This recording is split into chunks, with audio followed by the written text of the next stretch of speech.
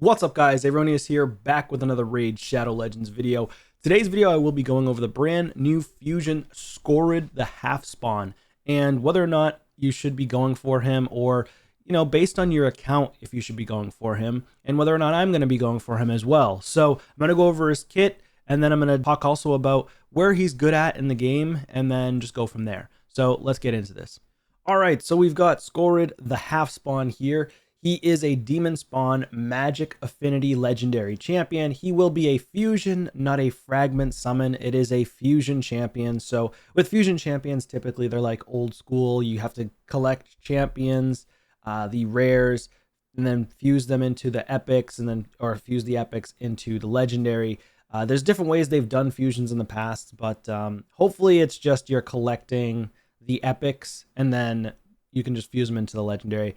But there's also rares involved that fuse into the epics and then fuse into the legendary. So we'll see how it goes once they release it, but I'm assuming that's how it's going to be. So on his A1, Hexpire, he attacks one enemy. He has a 50% chance of applying a debuff spread effect, which is not bad, taking a Hex debuff and placing it on all enemies. So, of course, has to have a Hex out there. So if there's no Hex, he can't buff spread or debuff spread. If the target is not under a Hex debuff, we'll spread one other random debuff instead. This does book up to, what, a 60% chance? That's not bad. 60% chance to debuff spread. And then on the A2, Anathema Burst. I wish the A1 was actually 100%, but it is what it is. Before attacking, places a 50% increase attack buff on this champion for 2 turns.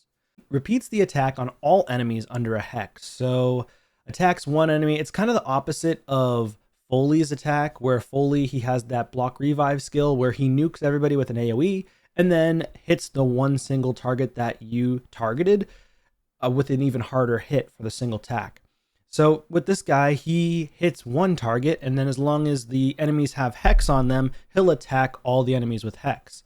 So that's kind of cool. It also ignores shield, like the shield buffs against targets under a Hex. So that's nice.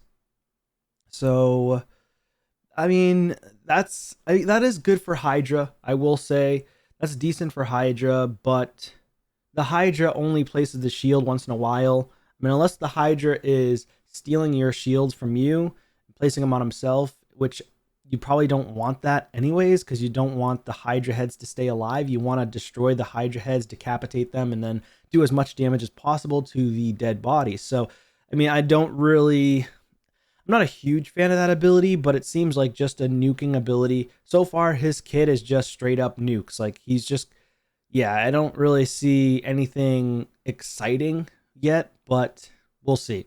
So on the A3, Infernal Malediction. Attacks all enemies before attacking. Places a Hex debuff on all enemies for 2 turns. The damage inflicted by this skill increases by 20% for each Hex debuff placed. Okay, so that's actually decent. So you can get up to an 80% more damage on the Hydra. So as long as he places all the Hex, right? If he doesn't place all the Hex, then unfortunately he's not going to do extra damage. And the damage is only inflicted by the skill for each Hex debuff that he places. So if there's Hexes already out there, you're probably not going to get the damage buff. So he has to be the one to place the Hex. So I don't really like that about his kit. I mean, that's how I'm reading it. So if I'm incorrect, you can leave it in the comments down below, but that's how I'm reading it. I mean, we'll find out as soon as there's testing done on this champion, but I do feel like he has to place the Hexes himself for him to get the damage boost up to 80% if it lands on the 4 heads of the Hydra.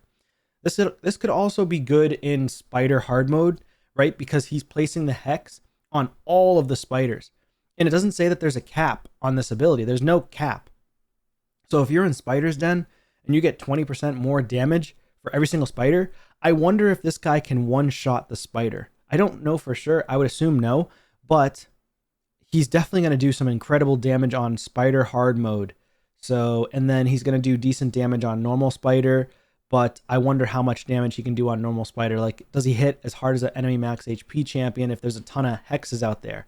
I don't know for sure. I would assume no, but you place the decreased defense weaken, then you do the Infernal Malediction skill. He places the Hex on all the spiderlings, and then does a crazy amount of additional damage. I think there's up to 10 spiderlings on the floor plus the spider queen. So that's what, 200%, 220% more damage, or at least 200% more damage from the hexes. So this skill could end up hitting incredibly hard against spider and incredibly hard against hydra. He could also do not a crazy amount of damage, but I feel like maybe not really a clan boss champion. He's better suited for more enemies on the floor, like waves of champions. So he's definitely going to be decent against wave content as well for PvE. I don't think he's going to be crazy in showcasing in arena. I mean, he could, but I don't know for sure. He only attacks one enemy, and then only repeats the attack on all enemies if there's a hex. And then you've got the instances of polymorph out there. So he could be a sheep magnet. And then, you're going to need to bring somebody else to put hexes out there, right?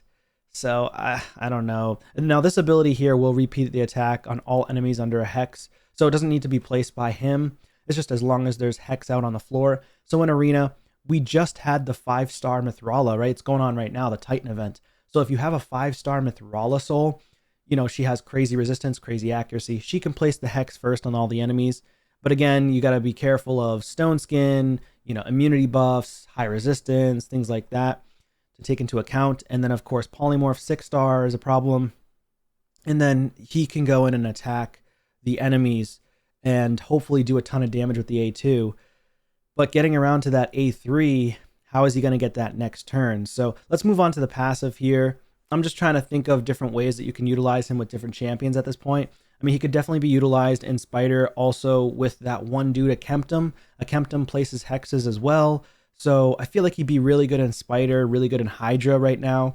But I don't think he's going to be super, super strong in other areas. He might be good for PvE wave-based content. Half spawn passive. Fills this champion's turn meter by 10% when he's attacking targets without a hex. So that's kind of cool. And then ignores 15% of the target's defense when they are under a hex debuff. So he could have, with a savage or a lethal set, he'll have 25% more. So he'll mitigate 40% of the defense. So he'll just ignore that. And then, of course, if you have a merciless set on him, 6 pieces, he will ignore, 35%, I believe it is. Let me just double check that really quick while I have you here. So I'm pretty sure merciless, 35% ignore defense, which means if you add up his ignore 15%, he's going to ignore 50% of the target's defense if they're under a hex. So I do like that, but again, it might not be perfect. So, decent champion. I don't think he's bad. I don't think he's insane. Am I going to be going for this champion? And should you go for him? Well, for one, you have to depends on where you're at on your account. So always, if you need a damage dealer and you're struggling with hex mechanics, or you need an additional team with a damage dealer, this guy could be your guy. He could be very strong. He could come in and actually put in some work for you in like brutal or hard difficulty if you just want pure damage. He might be good for Nightmare as well, but more than likely you're going to be using Ninja or other champions that are going to be better suited for Nightmare Hydra mode, especially Trunda users. If you have Trunda, I mean, this guy's not going to do anything compared to a Trunda, right? But most people don't have Trunda, so, obviously this guy could put in some work, but we don't know for sure until the test comes out on him.